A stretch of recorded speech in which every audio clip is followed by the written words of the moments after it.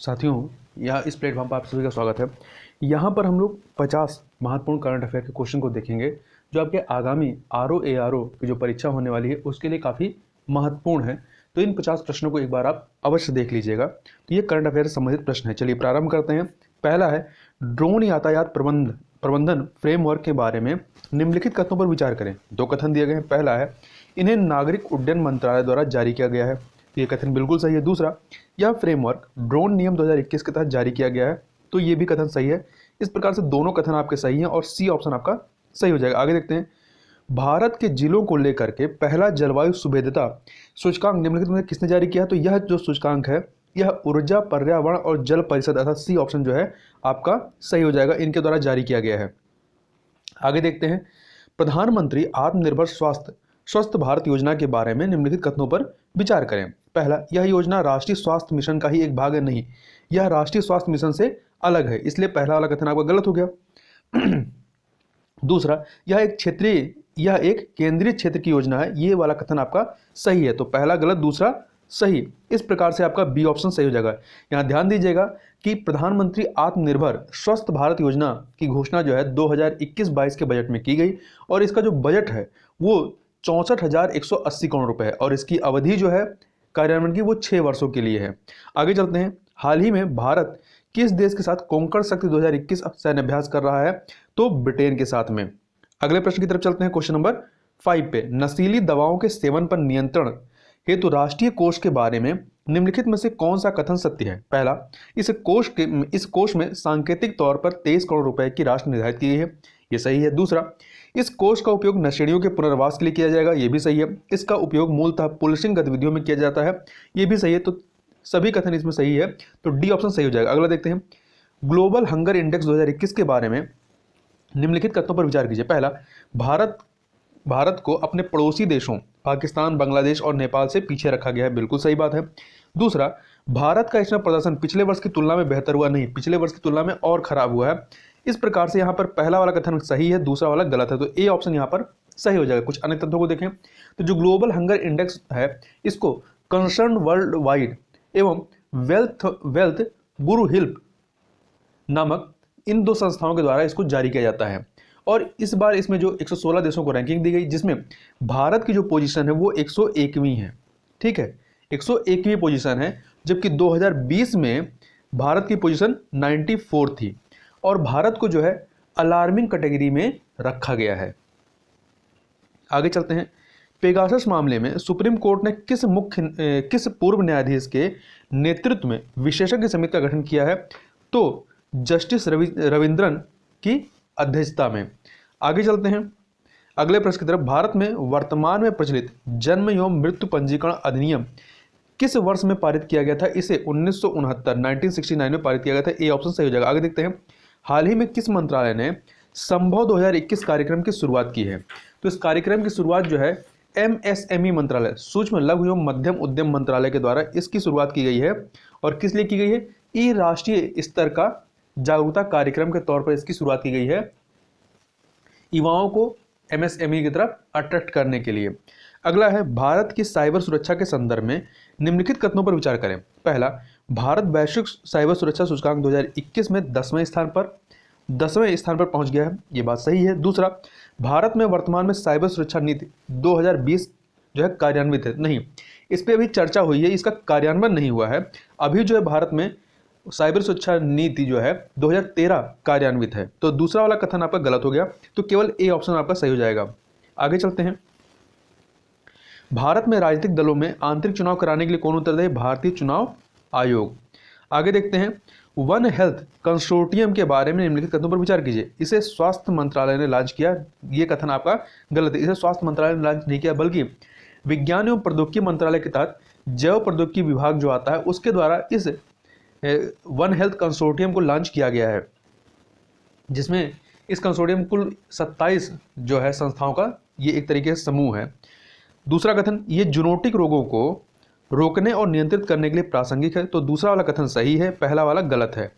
तो B option सही हो जाएगा। अगला है, हाल ही में संयुक्त राष्ट्र मानवाधिकार परिषद के लिए निर्वाचित किया गया है किसको? अमेरिका, मलेशिया, भारत, इन सभी को निर्वाचित किया गया है। डी ऑप्शन सही हो जाएगा। क्वेश्चन नंबर 14 देखते हैं। हाल ही में निम्नलिखित में से किसने भारत पूर्णकालिक सदस्य बनने के लिए आमंत्रित किया है? तो अंतरराष्ट्रीय ऊर्जा एजेंसी ने आमंत्रित किया है।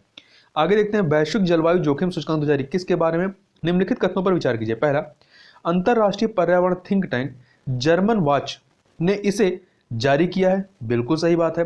दूसरा, भारत का इसमें प्रदर्शन पिछले वर्ष की तुलना में बेहतर हुआ है, ये भी कथन सही है, दोनों कथन सही है, सी ऑप्शन सही हो जाएगा। देखिए 2021 में भारत जो है 7वें पोजीशन पर है, जबकि 2020 में 5वें पोजीशन पर है।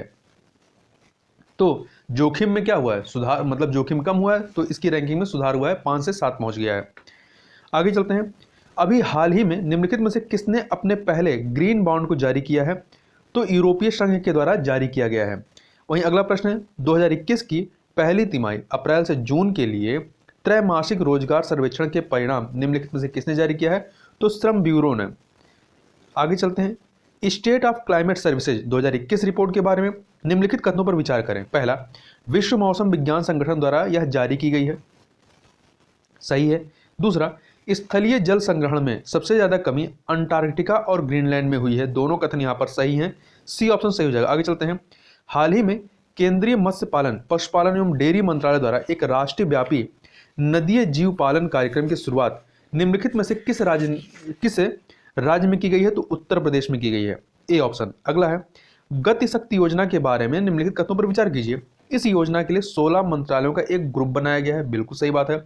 दूसरा, उद्योग और आंतरिक व्यापार संवर्धन विभाग सभी परियोजनाओं की निगरानी और कार्यान्वयन के लिए नोडल मंत्रालय होगा, तो ये भी सही है, दोनों कथन सही है, सी ऑप्शन सही हो जाएगा। आगे देखते हैं। अभी हाल ही में भारत में किस वैक्सीन को बच्चों को लगाने के लिए आपातकालीन उपयोग प्राधिकार देने की सिफारिश की गई है? कोविशील्ड को। किसको? कोविशील्ड को। हाल ही में किस कंपनी को महारत्न का दर्जा दिया गया है? तो पावर फाइनेंस कॉर्पोरेशन को दिया गया है। इस प्रकार से महारत्न कंपनी का दर्जा प्राप्त जो कंपनियां हैं वो कितनी हैं? वर्तमान में 11 हो गई हैं। आगे चलते हैं। डिजी सक्षम पोर्टल को निम्नलिखित में किसके द्वारा शुरू किया गया है? तो इसे केंद्रीय श्रम मंत्रालय और माइक्रोसॉफ्ट इंडिया के द्वारा मिलकर शुरू किया गया, तो इसलिए डी ऑप्शन आपका सही हो जाएगा, ए और बी। क्वेश्चन नंबर 24 देखते हैं। निम्नलिखित में किस संस्थान ने जिला अस्पतालों के प्रदर्शन मूल्यांकन रिपोर्ट जारी की है? तो यह रिपोर्ट जो है नीति आयोग के द्वारा जारी की गई है। अंकटाड द्वारा जारी डिजिटल इकोनॉमी रिपोर्ट 2021 के बारे में निम्नलिखित कथनों पर विचार कीजिए। पहला, सीमा पार डेटा के मुक्त प्रवाह की अनुमति देने वाले देशों में भारत शामिल नहीं है, बिल्कुल सही बात है। सीमा पार डेटा प्रवाह के लिए प्रतिबंधात्मक दृष्टिकोण का पालन करने वाले देशों में चीन शामिल है, भारत भी उसमें शामिल है, चीन भी है, पाकिस्तान। तो इस प्रकार से यहाँ पे दोनों कथन आपके सही हैं, तो सी ऑप्शन सही हो जाएगा। देखिए अंकटाड द्वारा जो डिजिटल इकोनॉमी रिपोर्ट 2021 जारी की, इसमें सीमा पार डेटा के मुक्त प्रवाह को अनुमति देने वाले 6 देश मुख्यतः हैं, जिसमें फिलीपींस नंबर 1 पर है, फिर कनाडा है, ऑस्ट्रेलिया है, मैक्सिको है, सिंगापुर है और अमेरिका है।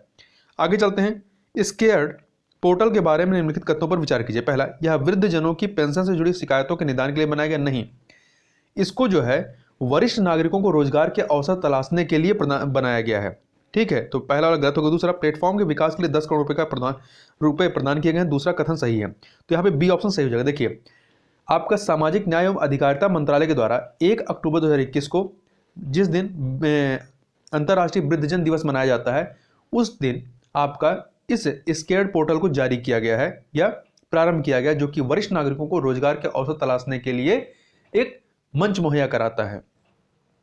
आगे चलते हैं। निम्नलिखित में से किस प्रांत में गिफ्ट सिटी अवस्थित है? गुजरात में। आगे देखते हैं। स्वच्छता सर्वेक्षण के बारे में निम्नलिखित कथनों पर विचार कीजिए। पहला, स्वच्छ सर्वेक्षण का आरंभ प्रधानमंत्री मोदी जी द्वारा जनवरी 2016 में किया गया था, बिल्कुल सही है।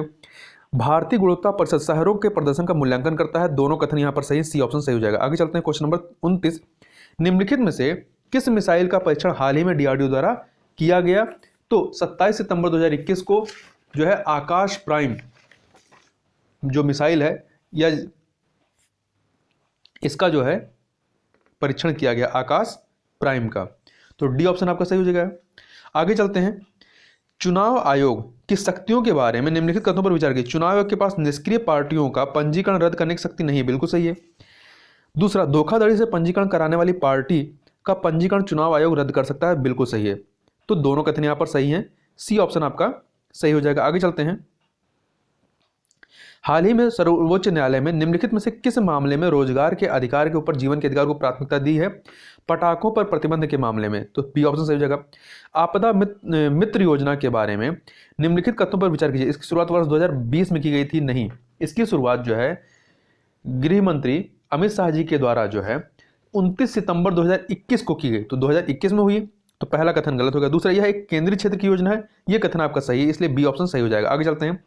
हाल ही में रक्षा मंत्रालय ने अपनी एक इकाई को भंग कर दिया। किस इकाई को भंग किया है? ऑर्डिनेंस फैक्ट्री बोर्ड को भंग किया है। आगे चलते हैं 34 नंबर प्रश्न पे।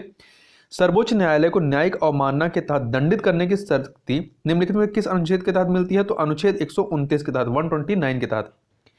पीएम पोषण योजना के बारे में निम्नलिखित कथनों पर विचार कीजिए। यह योजना मिड डे मील के राष्ट्रीय कार्यक्रम का स्थान लेगी। मतलब अब मिड डे मील योजना जो है आपका, यह मध्याह्न भोजन योजना पीएम पोषण योजना हो गया।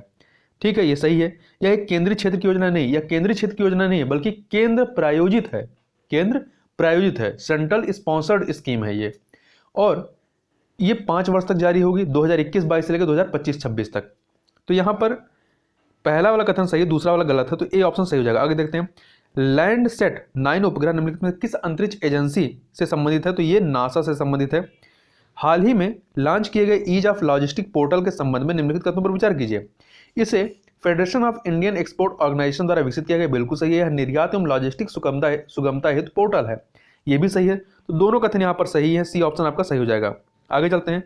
भारत को किर्गिस्तान के साथ अपने राजनयिक संबंध पहली बार किस वर्ष स्थापित किए? तो भारत ने 1992 में किए, 1992 में। और किर्गिस्तान की राजधानी कौन सी है? बिश्केक है। आगे चलते हैं। राष्ट्रीय रोजगार नीति के बारे में निम्नलिखित कथनों पर विचार कीजिए। पहला, इसके निर्माण हेतु एक समिति का निर्माण किया गया। इसके निर्माण हेतु एक समिति का निर्माण किया गया है, बिल्कुल सही बात है। ई श्रम पोर्टल के आंकड़ों के आधार पर इसका निर्माण किया जाएगा, ये भी सही है। तो दोनों ही कथन सही है, सी ऑप्शन सही हो जाएगा। हाल ही में चर्चा में आया मुल्ला पेरियार बांध कहाँ अवस्थित है? तो ये आपका केरला में अवस्थित है, a option. High speed expendable aerial target के बारे में निम्नलिखित कथनों पर विचार कीजिए। डीआरडीओ के वैमानिकी विकास प्रतिष्ठान एडीआई ने इसका डिजाइन तैयार किया है। ये एडीआई आपका बेंगलुरु में है, ठीक है। अभी हाल ही में इसका परीक्षण किया गया था। तो पहला कथन सही है। दूसरा, यह गैस टरबाइन इंजन द्वारा संचालित है जो सबसोनिक गति से लंबी उड़ान भर सकता है। तो दोनों कथन यहाँ पर सही है, सी ऑप्शन सही हो जाएगा। आगे चलते हैं। निम्नलिखित में से कौन सा या से स्थल चीन के साथ सीमा विवाद में शामिल है? तो हॉट स्प्रिंग लेह लद्दाख में और अक्साई चीन, ये दोनों 1 और 3। जो काला पानी उत्तराखंड का है, इसका जो विवाद है वो नेपाल के साथ में है। आगे चलते हैं। 43 नंबर क्वेश्चन को देखते हैं। भारत और नेपाल के मध्य विवाद के क्षेत्र काला पानी की आवश्यकता निम्नलिखित किस राज्य में है, या अवस्थिति निम्नलिखित में किस राज्य में है? आवश्यकता नहीं, बल्कि यहाँ अवस्थित होनी चाहिए। उत्तराखंड में है, सी ऑप्शन। अंतर्राष्ट्रीय ऊर्जा एजेंसी के बारे में निम्नलिखित कथनों पर विचार कीजिए। इसकी स्थापना 1974 में ओपेक देशों के द्वारा की गई थी? नहीं, इसकी स्थापना 1974 में आर्थिक सहयोग एवं विकास संगठन अर्थात ओईसीडी के ढांचे में स्थापित एक स्वायत्त अंतर सरकारी संगठन के रूप में की गई थी। और इसमें 30 सदस्य देश और 8 सहयोगी राष्ट्र हैं। ये वाला कथन आपका सही है, पहला वाला गलत है, तो बी ऑप्शन सही हो जाएगा। और इसका हेडक्वार्टर कहाँ है? तो फ्रांस की राजधानी पेरिस में। अगला है नेशनल ग्रीन ट्रिब्यूनल के बारे में निम्नलिखित कथनों पर विचार कीजिए। इसकी स्थापना 18 अक्टूबर 2010 को की गई थी, बिल्कुल सही है। इसकी स्थापना राष्ट्रीय हरित अधिकरण अधिनियम 2010 के तहत की गई थी, ये भी सही है। तो सी ऑप्शन आपका सही हो जाएगा। विश्व मौसम विज्ञान कांग्रेस के संबंध में निम्नलिखित कथनों में से कौन सा कथन सत्य है? भारत इसका सदस्य है, बिल्कुल सही है। यह विश्व मौसम विज्ञान संगठन का सर्वोच्च निकाय है, ये भी सही है। यह state of the global climate नामक वार्षिक रिपोर्ट जारी करता है, ये भी सही है। तो उपयुक्त सभी कथन यहाँ पर सही है, डी ऑप्शन आपका सही हो जाएगा। आगे चलते हैं। भीड़ हिंसा के विरुद्ध सर्वोच्च न्यायालय की टिप्पणी के बारे में निम्नलिखित कथनों पर विचार कीजिए। पहला, वर्ष 2018 में सुप्रीम कोर्ट ने मॉब लिंचिंग को रोकने के विरुद्ध कानून बनाने की संस्तुति की थी, बिल्कुल सही है। अभी तक मॉब लिंचिंग की कोई कानूनी परिभाषा नहीं है, ये भी सही है, दोनों कथन सही है, सी ऑप्शन सही हो जाएगा। आगे चलते हैं क्वेश्चन नंबर 48 पर। तो 48 है, हाल ही में निम्नलिखित में से किस देश ने ईरान के साथ संबंधों के सामान्यीकरण हेतु 5 बैठकें की हैं? किसने की है? सऊदी अरब ने की है। हाल ही में भारत ने अमेरिका के साथ निम्नलिखित में किस द्विपक्षीय सैन्य अभ्यास में भाग लिया? युद्ध अभ्यास 2021 में। हाल ही में खबरों में रहा ब्लू स्काई एनालिटिक्स क्या है? तो ये क्लाइमेट टेक स्टार्टअप है। तो इस प्रकार से यहाँ पे हम लोगों ने 50 प्रश्नों को देखा। ये 50 प्रश्न आपके लिए महत्वपूर्ण है। तो इस वीडियो में बस इतना ही, मिलते हैं नेक्स्ट वीडियो में, तब तक के लिए बहुत बहुत धन्यवाद।